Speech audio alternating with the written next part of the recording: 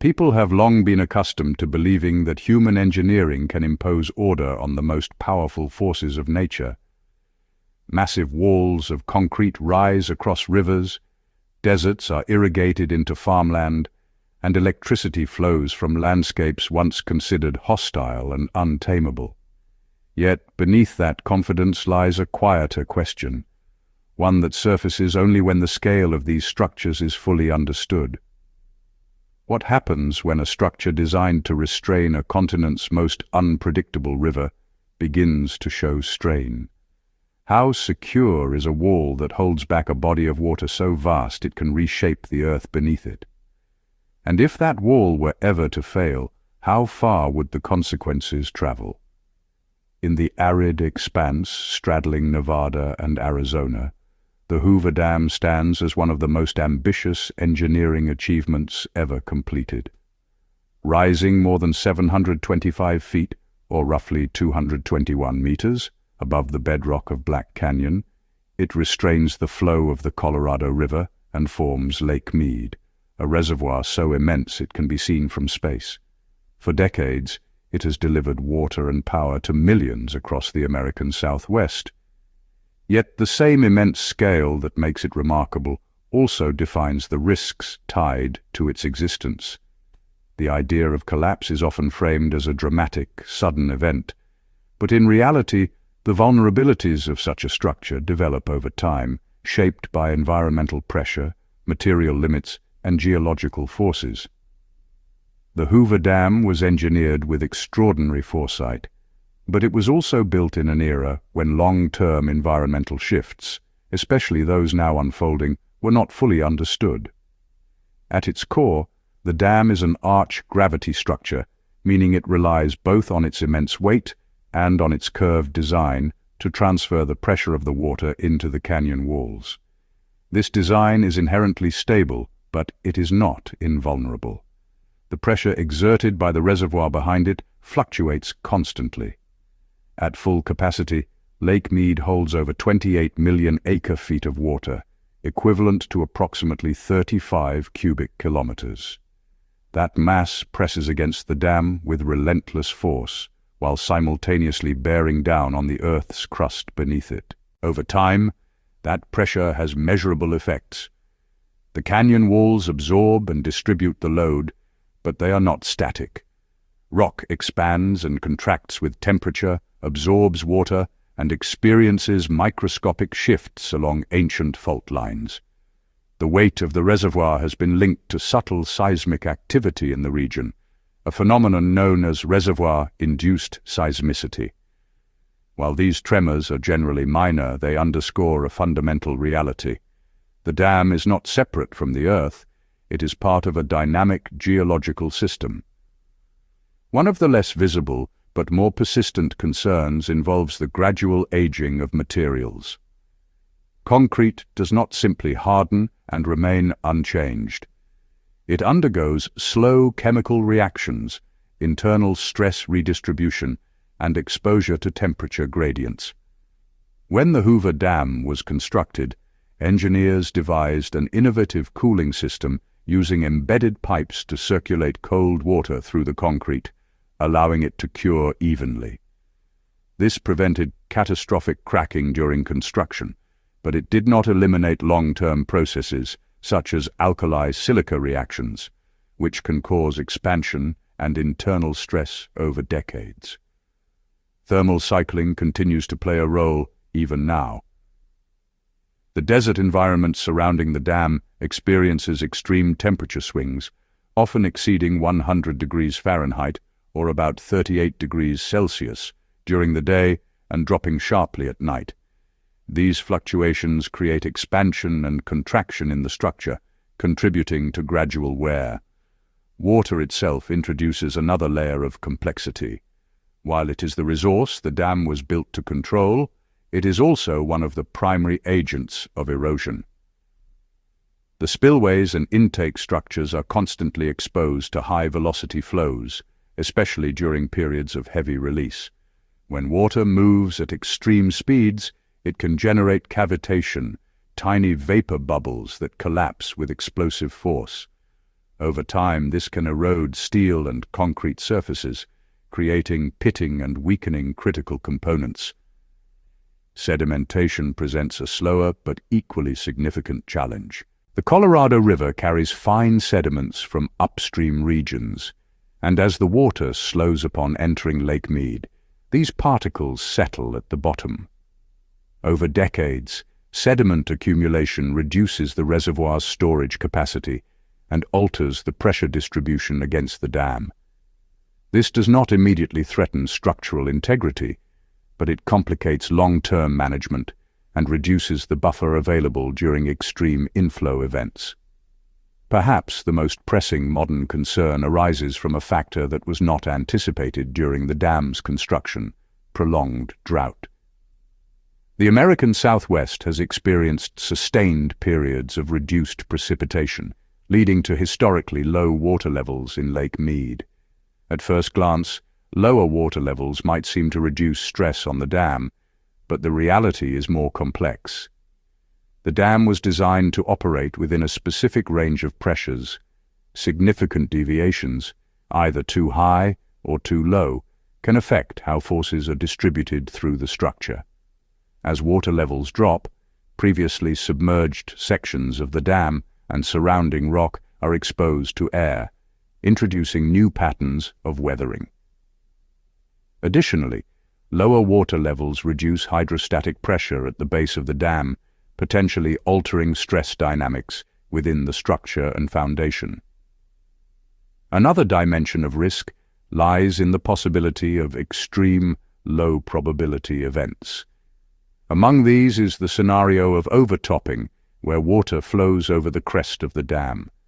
Hoover Dam was designed with spillways to prevent this, but in a hypothetical situation involving unprecedented inflow, perhaps from a combination of extreme weather events, the system could be tested beyond its intended limits.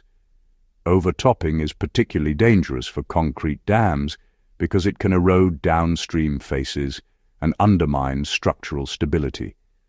Seismic activity, while generally low in the region, cannot be entirely discounted.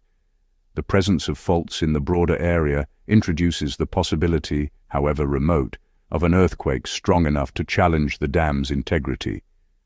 The structure was designed to withstand significant seismic forces, but engineering always operates within defined assumptions. Events that exceed those assumptions, even slightly, can introduce cascading effects.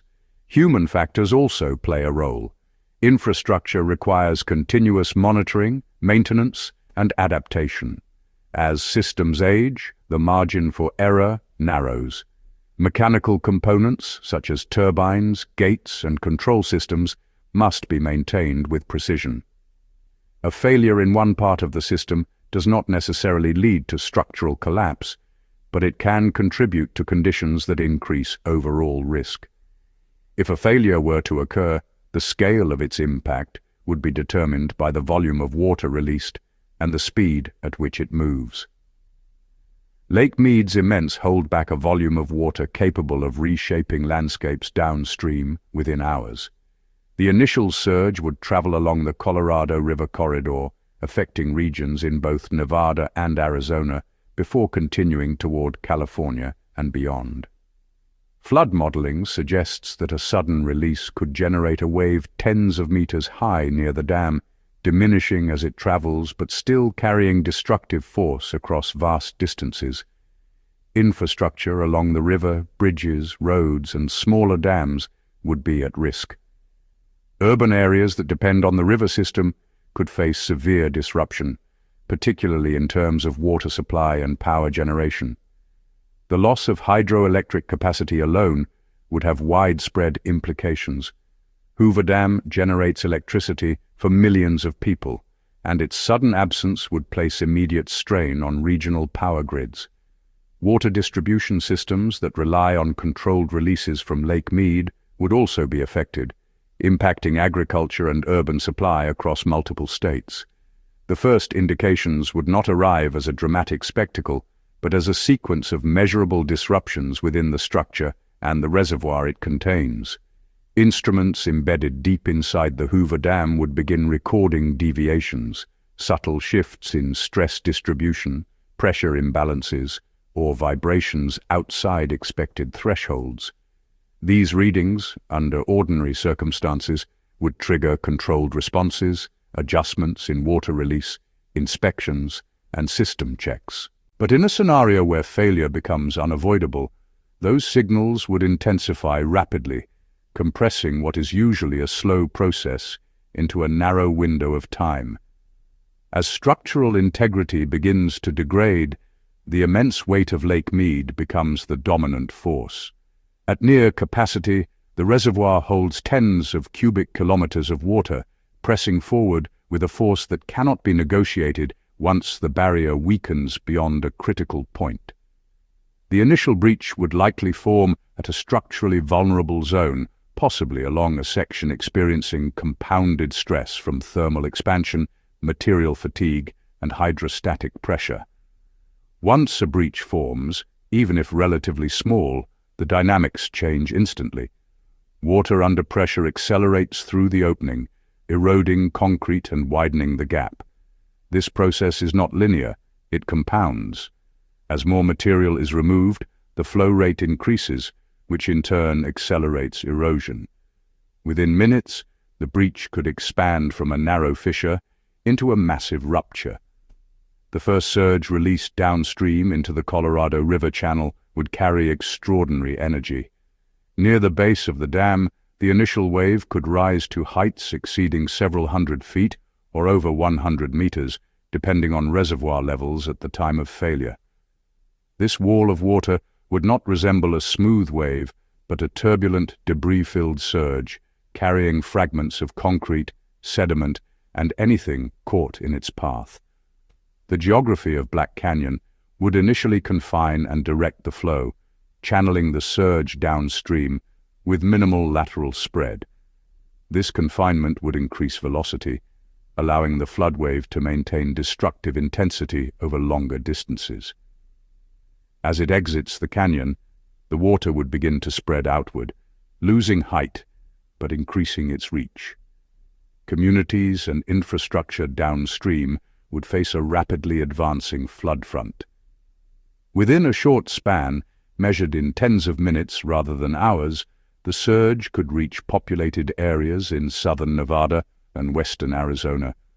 Roads, bridges, and power lines situated along the river corridor would be among the first to be impacted. The force of the water would not simply submerge these structures, but likely displace or destroy many of them entirely. One of the most immediate secondary consequences would involve cascading infrastructure failures. Dams downstream along the Colorado River system, though smaller, depend on controlled flow conditions. A sudden, massive influx of water could exceed their design limits. In such a case, these structures might be forced into emergency release or face overtopping conditions, amplifying the downstream surge. Each additional failure or emergency discharge would contribute to a compounding effect, increasing the scale of flooding across a wider region. As the flood wave continues its progression, it would move toward more densely populated and agriculturally significant areas, eventually reaching regions connected to California. By this stage, the height of the wave would be reduced compared to its origin point, but the volume of water would still be immense. Floodplains that have not experienced natural river overflow for decades would be inundated, as the regulated flow regime established by the dam would be abruptly replaced by uncontrolled discharge. Urban water systems would be heavily affected. The Hoover Dam plays a central role in water distribution networks that supply millions of people. Its sudden loss would disrupt carefully calibrated release schedules, leaving some regions without sufficient water while overwhelming others with excess. Treatment facilities, designed for predictable input levels, could be rendered inoperable by sudden surges of sediment-heavy water. The electrical grid would face immediate strain. Hydroelectric generation from the dam would cease at the moment of failure. This loss would remove a significant source of power from the regional network, forcing reliance on alternative sources. Transmission lines damaged by flooding would further complicate distribution, potentially leading to widespread outages across multiple states. Beyond the immediate physical destruction, the timeline of impacts would continue unfolding over days and weeks. Sediment carried by the reservoir would settle across newly flooded areas, altering soil composition and affecting agriculture. Irrigation systems dependent on controlled flow would require extensive repair or replacement. In some areas, the sudden deposition of silt could render farmland temporarily unusable, while in others, it might eventually enrich soil after recovery efforts. Environmental systems would experience abrupt transformation. Aquatic habitats downstream have adapted over decades to regulated water flow, stable temperatures, and predictable seasonal variations. The sudden shift to a high-energy flood regime would disrupt these conditions. Fish populations could be displaced or reduced, while plant life along riverbanks would be uprooted or buried. Air quality could also be affected in indirect ways. As floodwaters recede, exposed sediment and debris fields would dry, potentially generating dust in arid regions already prone to particulate matter. Combined with infrastructure damage and increased human activity during recovery, this could create additional environmental stress. Transportation networks would face prolonged disruption. Key routes that parallel the river would likely be damaged or destroyed in sections, requiring detours and reconstruction. Rail lines, if present in affected corridors, could be warped or washed out. The economic impact of such disruptions would extend far beyond the immediate area, affecting supply chains and regional commerce. The timeline of recovery would depend on the scale of damage, but it would likely extend over years rather than months.